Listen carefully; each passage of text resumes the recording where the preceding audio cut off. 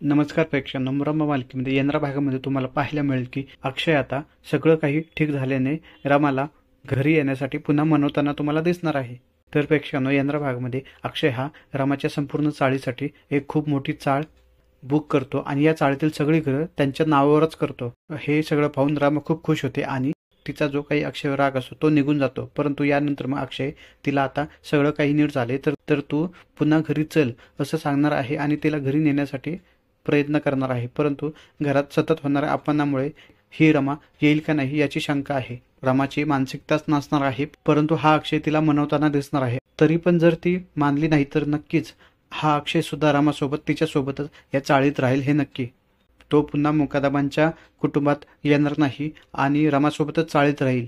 अक्षयच्या बाबतीत जेव्हा मुकादमांना कळेल तेव्हा ते सगळे अक्षयला घ्यायला त्या चाळीत येतील आणि नाईलाजाने का होईना या रमाला पुन्हा घरात बोलवावं लागेल, ते सुद्धा मानाने. आता पाहू येणाऱ्या भागामध्ये काय दाखवतात.